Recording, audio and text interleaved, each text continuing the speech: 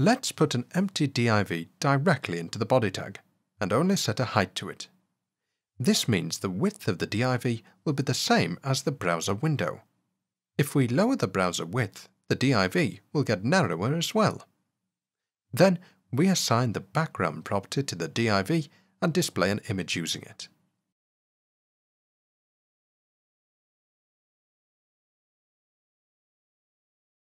The image is smaller than div.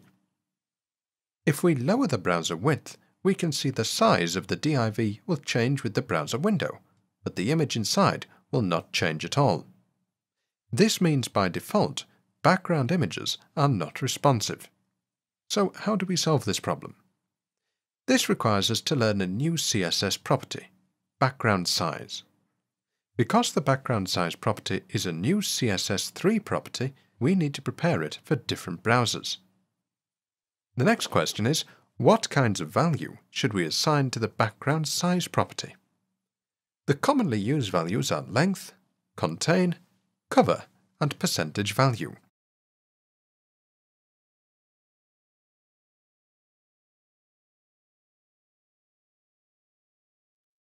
First, the length value. Using the background size property, we can directly control the width and height of the background image. The first value controls width and the second one controls height.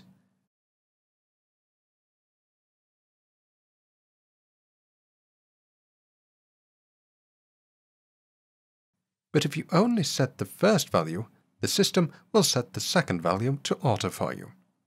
So what does this auto mean? When the window is big enough, auto value means the height will be the same as the width. Therefore, we can see as long as the window is big enough, only setting one value will turn the image into a square. But if the window is not big enough, the image will be cropped to fit the window. If the window is a rectangle, the result may seem a little complicated. There are two kinds of rectangle: landscape rectangle and portrait rectangle. If the background image is bigger than the landscape window height, but smaller than its width, you'll find a vertical gap between the window border and the image border. If the background size is bigger than the portrait window width, but smaller than its height, you'll find a horizontal gap. The original width to height ratio of the background image will stay unchanged.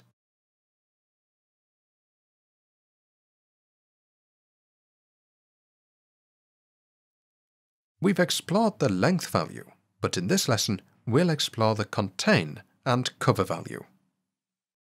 Both cover and contain will keep the original width to height ratio of the background image. Cover will scale the image up or down to cover every inch of the window. As a result, part of the background image may be lost.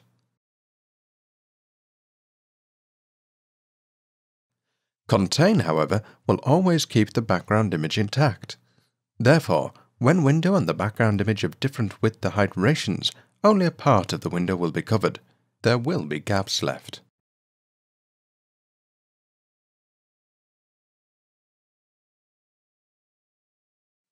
The window we've got here has a fixed height, but its width is decided by the browser window. As we adjust the browser window size, the image will be stretched accordingly to cover the whole window area.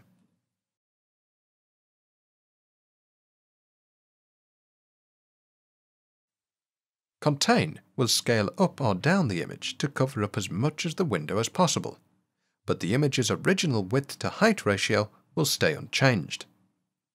We can see after we've switched cover into contain, the size of the image will still change with the browser window size, but its original width to height ratio will always stay the same.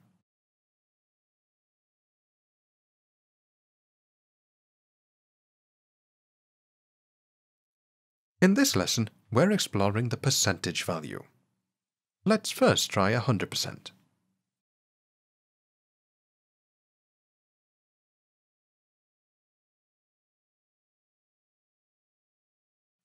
Then let's try 50%.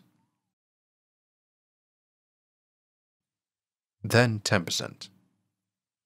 Have you any conclusions?